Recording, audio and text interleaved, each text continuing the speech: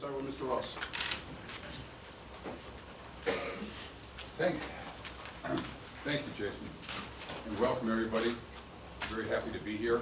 I know this is our first press conference of the year, and looking forward to a very successful year. And it's been an exciting first part of the year for us. Probably looking for a general manager. It's probably one of the toughest jobs that I've had, because it really involves something that I don't know how you really, it's kind of hard to prepare yourself. You're interviewing people that really haven't had the responsibility that you're asking them to have, and so you're looking to find somebody who would be a perfect fit for an organization. Before I started the search, I spoke to probably some of the top general manager, successful general manager, I might add. And what characteristics do you really look for in a general manager? As opposed to naming names and all that. But, you know, how do you find the right person? And the words that came out of his mouth, you have to find somebody who can be joined at the hip with your head coach. Somebody who puts the team and the organization first, and can be totally compatible with the head coach, and let the head coach be the representative of the team to the public. With that, you have to find evaluation skills, because that's obviously, it's finding personnel. And everybody has evaluated players, but how do you really determine when someone else has made the picks of how good evaluation skills that person has? That makes it really difficult. And to that, obviously, you want someone with real passion for football and having a lot of integrity. So that was really the characteristics we were looking for. And I'm really happy today to say that I really feel that we found a person with all four of those characteristics. Dennis Hickey has been spent 18 years at the Tampa Bay Bucks, starting at the bottom, I should say, of the personnel department, and rising to be the director of player personnel. He spent a lot of time talking to him, getting his thoughts, kind of determining if he would have that compatibility with the coach. Because to me, that was the most important thing. As you all know, we made a change, and the reason we made the change wasn't because I didn't think highly of Jeff, because I think I have a lot of confidence in Jeff. He's a good I count as a privilege to be named the general manager of the Miami Dolphins. It was a thorough process, challenging process, but it was key for me as I went through the process. I wanted to get a feel for just the level of commitment to bringing a championship back to Miami, and through every interaction I had with Stephen and through the whole interview process, I found a person that was totally dedicated to committing whatever resources needed to bring a championship team back to Miami. I was impressed with his knowledge. We had numerous conversations, and his knowledge of not only of his own team, but also of my team and players. And we had one interchange where he was asking me about the high school achievements of one of the players we drafted, and I was very impressed with that knowledge and just the passion and just his commitment, and knowing that he will commit whatever resources that we need to make us a winner. Also want to thank the Glazer family and the Buccaneer organization. Spent 18 years, almost half of my life, as part of that organization, and through it all, even though I was with the same organization all those 18 years, I worked under several different head coaches, several different GMs, and was truly blessed to learn from some great men, great football minds, and great people. Started with Coach Tony Dungy, Coach John Gruden, Coach Raheem Morris, Coach Greg Schiano, in addition to the GMs that I worked under, Rich McKay, Bruce Allen, and Mark Dominic. Again, I took it upon myself as a young scout to just be a sponge. There was so much knowledge in the building that I always wanted to look and learn, and not only learn from successes, but learn from failures, and continue to hone my craft, not only as an evaluator, but also with the thought of eventually becoming a GM, and how I would detail my processes and that would lead to good decisions. So I was truly blessed to be in the Bucks organization, and also have a good relationship with Levy Smith and Jason Light, the current, only worked under them for a couple weeks, but before this opportunity presented itself. I'm also blessed to have my family here.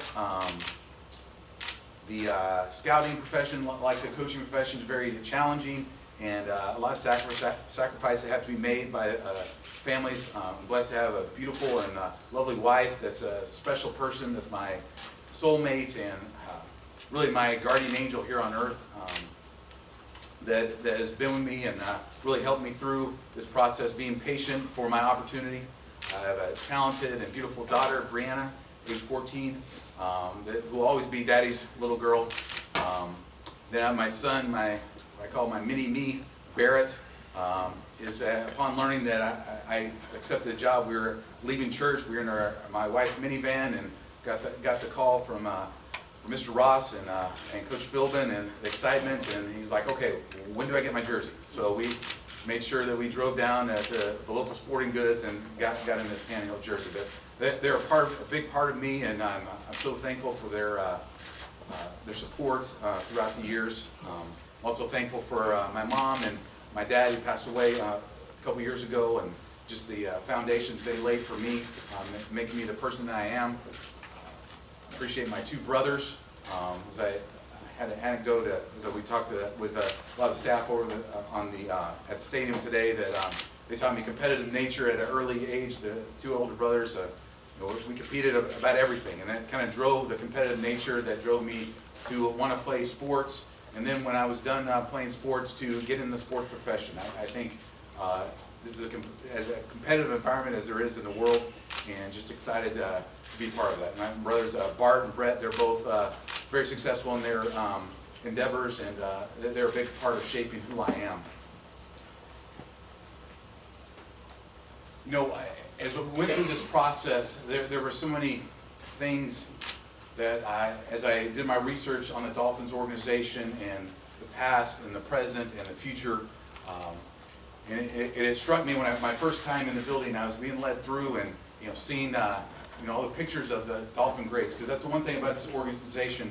It has a very proud past, history of not only good players but great players, not only great players but legendary players, not only good coaches but great coaches, not only great coaches but legendary coaches, not only good teams but great teams, not only great teams but legendary teams, and just the excitement to join in that organization, embracing all the great names, and seeing the pictures of Dan Marino, Bob Greasy, Larry Zonka, Jason Taylor, Zach Thomas, just knowing the rich tradition that has come before me and come before our future team. Because I think it's so important that as our players, that they embrace the greatness that has been part of this organization. And that was a huge part of my draw to this organization. And that's my personal commitment, is to return and continue to build a team alongside Coach Phil that our passionate fan base can be proud of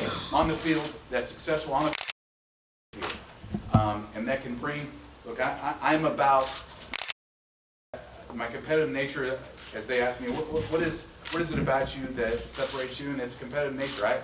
I no longer play. My competitive outlet is scouting, evaluating players, being innovative, looking at different things, different ways to approach team building that can be better than the other 31 teams.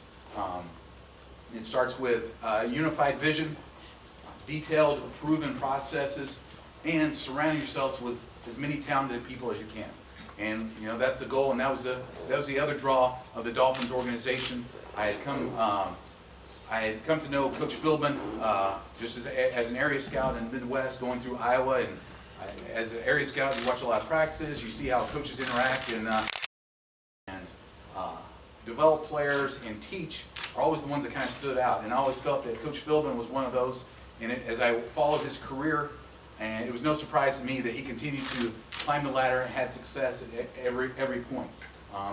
And that was a big draw to the Dolphins organization for me, was the opportunity to work alongside Coach Philbin, with commonality as I went through the interview process, and kind of laid out a vision of who I am my beliefs, my core beliefs, my philosophy, what I believe in, an organization of trust and integrity, passionate people that work hard, that become a winner. And as we sat there, it was, this fits. And it was a, as I came back and talked to my wife, I said, it went great. I mean, on the same page, and our philosophies are the same, and do it together collectively. And a championship team. I was fortunate in my time in Tampa to watch a championship team being built, working together. It's one decision at a time, and that's going to be the same way it is here. But and to win championships. One of the other draws to the organization, and why I felt it was a fit for me, was I thought I had a good nucleus of young players that I felt could develop into a championship quality roster. And so I was excited about that. I was excited about the people, and as I interacted with them over the last couple days, and I'm actually in the building and working with the people, all of my impressions have been confirmed. Just the talent. As I sat down with Donna Ponte and went through our salary cap structure, and again, that was another appealing, the salary cap flexibility under her direction and her command of the salary cap. I was fortunate to participate in a GM symposium over the summer at the Wharton School of Business, and she presented on a couple of different salary cap topics, and I was always impressed on her knowledge of the cap, her ability to work numbers, and also just the presence and the ability to work together with people. So all those things were draws, and at every point, I just felt it was a perfect fit for me, it was a perfect fit for my family, and I felt it was a place that I could come in and through good decision making, one decision at a time, that we could build a winner, a sustained championship team here in Miami. And that's why I took the job.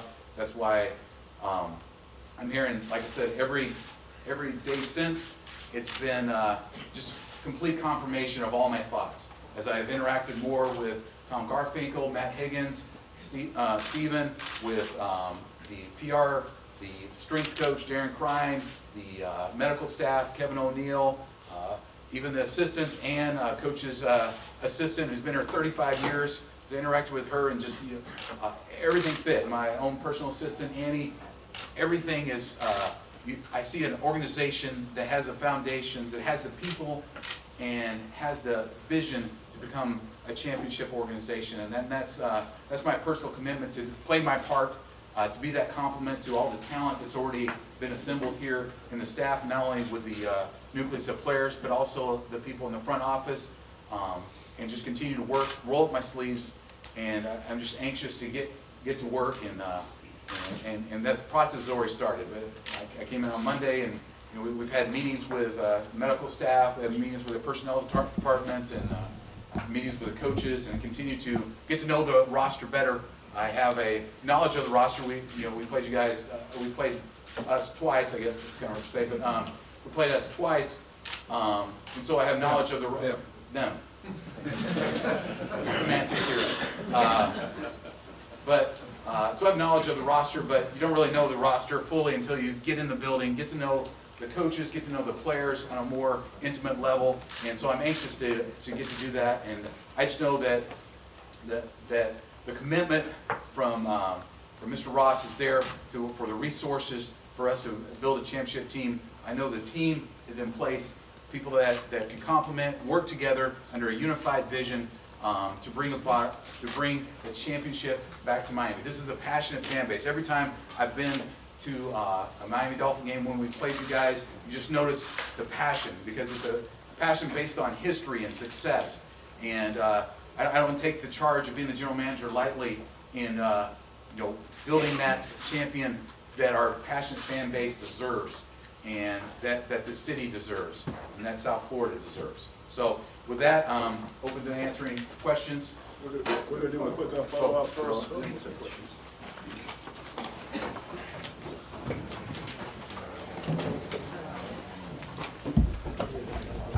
Really new on the job. I'm still, believe it or not, trying to find my office on a daily basis. make sure I'm in the right spot and where I'm supposed to park. So, you know, we met with them, and as we go through this week, we're going to meet individually with, you know, the medical staff, the person, future plans, strategic plans, UFA, draft preparations, and we'll go from there. Dennis, Daniela Diego with Innovation 23. The draft is coming up, and just like you said, you are a talent evaluator. Yes. Do you have any options possible that might be coming to the team for the next draft? You know, as part of that draft preparation and, you know, being, as preparing for it, there's always options, and we're, you know, I'm a firm believer in proactive decision-making, and that is something that we continue to make decisions leading up to the draft, and we don't make decisions on draft day. The board has said decisions are made prior to that, so there's a lot of different options. It's still very early in the process.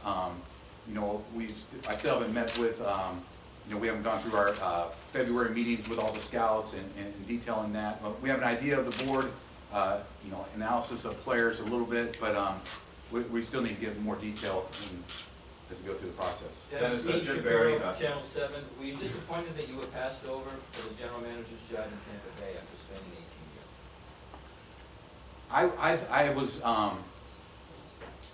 I thought that I was, when I interviewed for the job at Tampa with Coach Lovie Smith, I was excited about my plan, and I thought I had a good vision.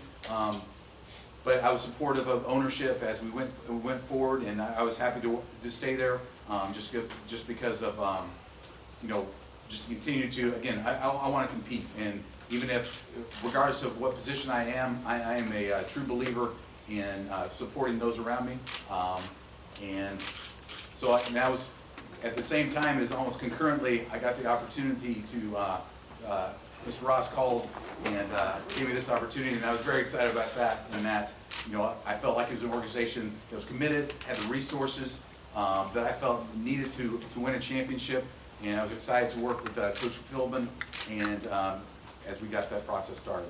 Dennis, Jim Barry with CBS 4. Other candidates for this job reportedly were not comfortable with the Dolphins' power structure. Why does it not bother you?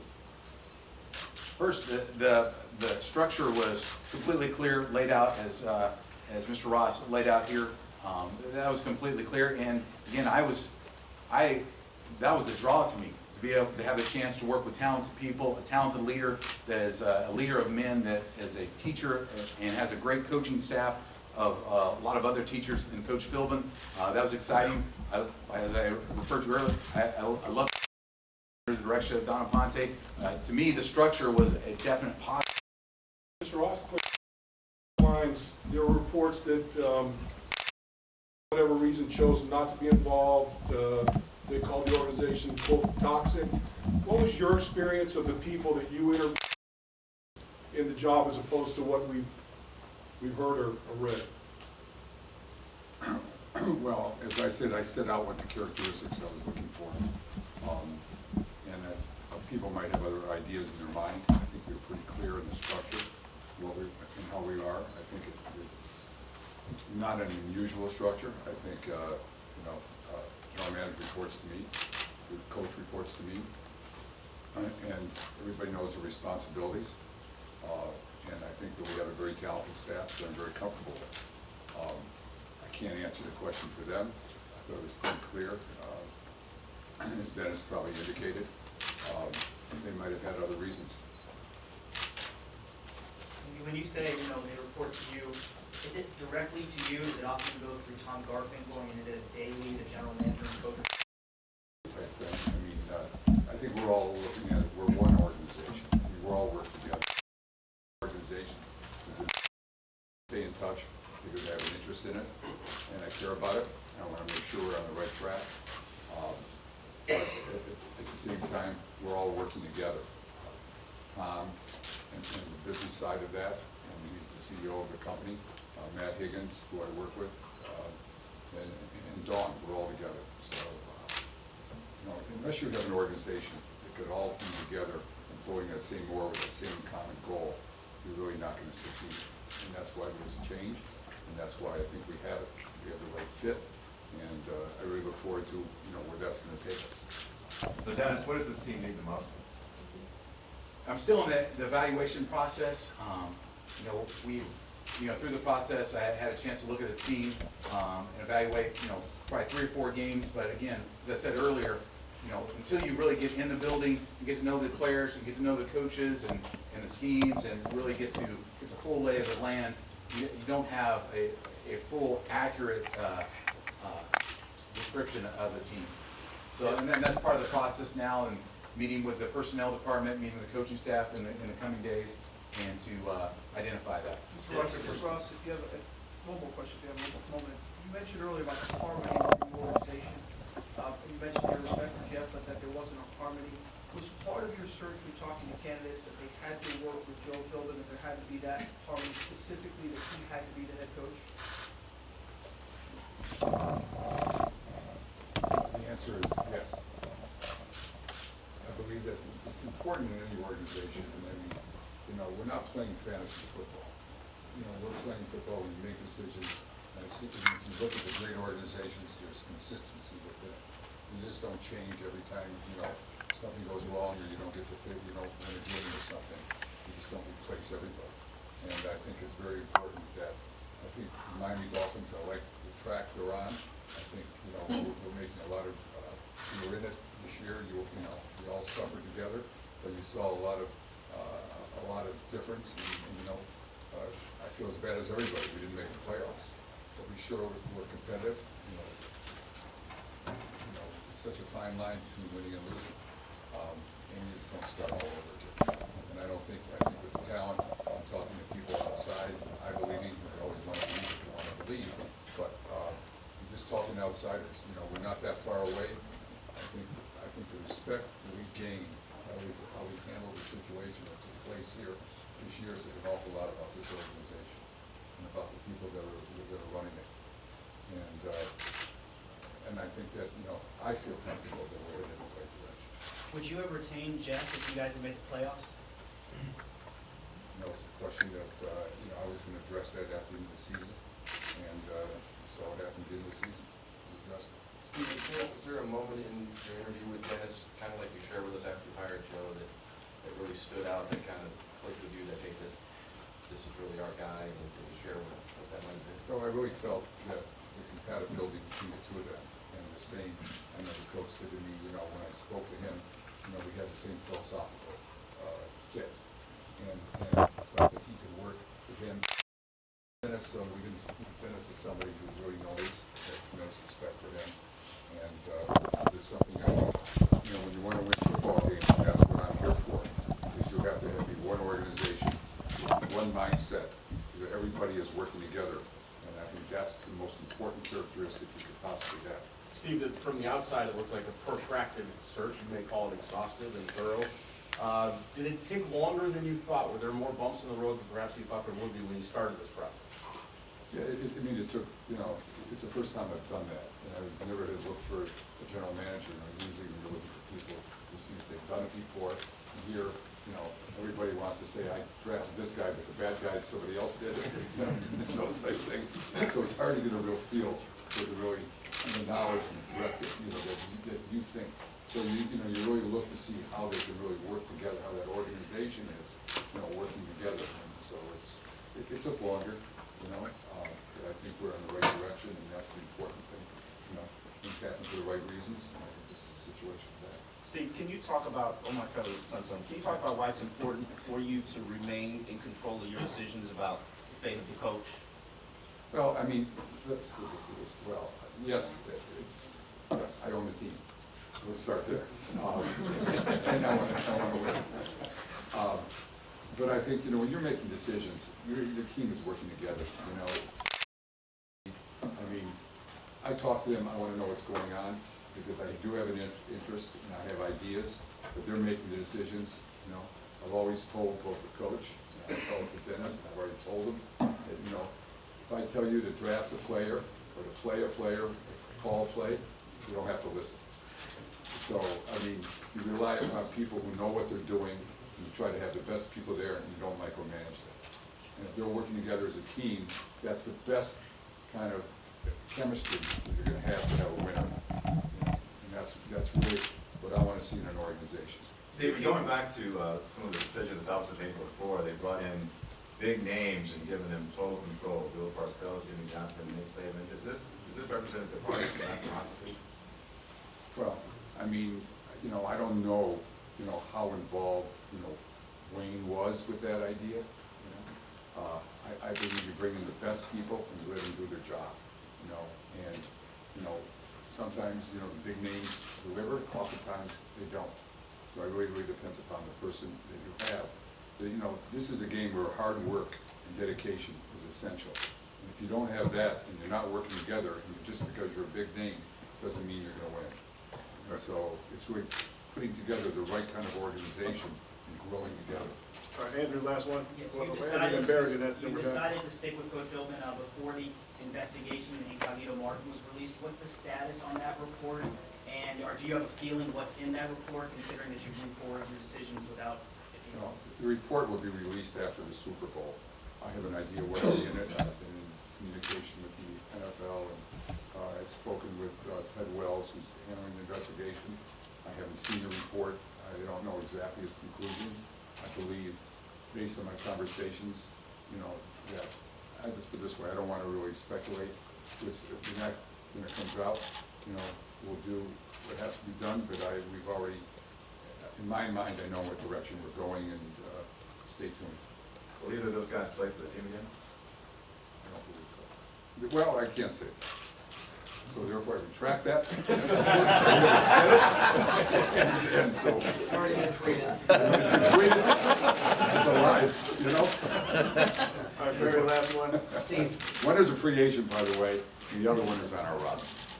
And we Steve, have what, ranks to it. I was going to ask you what GMs are most helpful as far as getting inputs, and also, you mentioned lack of harmony with Jeff and Joe. Where was that most hurtful? Was that hurtful in terms of Jeff thinking players should be playing, that Joe would not play? So that and what GMs were most helpful to you as far as input? No, I mean, I think it goes back to, having respect for each other and listening to each other. I mean, you have to be on that same page. And I didn't feel it. I think, I think a lot of people around it was written about. And so, it's no surprise. So, I liked them both, and I tried to see what I could do to make that work. I saw it didn't. We had to make a decision. We had to move on. And GMs who were most helpful as far as input in the process? Well, I mean, basically, Carl Peterson was somebody who advised me, but I had spoken to other people in really understanding the characteristics, because what you find out is people in this business, they all have loyalty to the people who work for them. So you can't listen just to one person and hear that. You've got to really talk to a lot of people, because you can only, hear who that person knows, So we went through, an extensive process. All right, thank you very much. We'll have Dennis available for one-on-ones if you want to do this over here. Jason, can I get a family shot here real quick? Absolutely.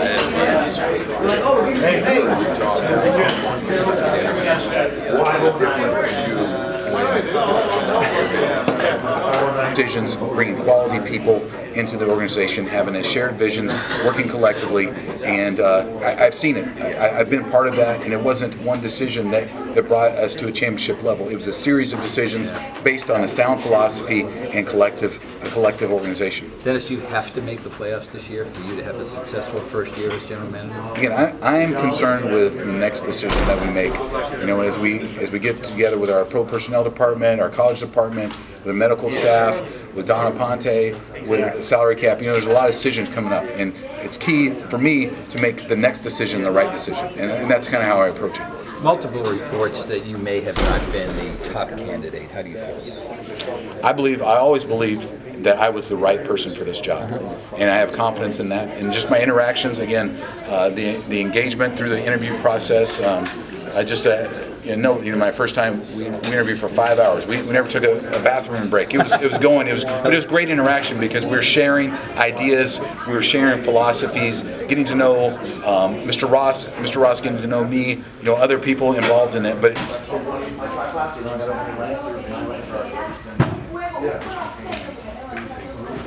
So many of those guys are gone. But it's important. And players, I mean, there's so many different things. I don't have set categories. I'm looking for, productive players, guys that have been achievers, guys that, always preference to, team captains, because the way you bring leaders in is getting guys, the best indicator of past performance. Future performance is past performance. So getting leaders, that's always kind of been a staple of what we've done, bringing guys in, guys like Mike James, that you guys are, I'm sure, familiar with, but who was a great leader at University of Miami and will be a good player in Tampa. But, having that, but, judging that both, just making sure they're a fit for our organization. And that's what I'm looking forward to, sitting down with coaches and really getting into, all the schemes and all those things, the proper fits, but really just looking at good football players. Prior to drafting or signing a player, would your thinking be to go to Coach Philbin and ask him if he likes the player, if he has use for him? Agree on everything, right? So you do it ahead of time, you approach decisions ahead of time. We have time to go back to tape and work through decisions collectively and come to a decision that way.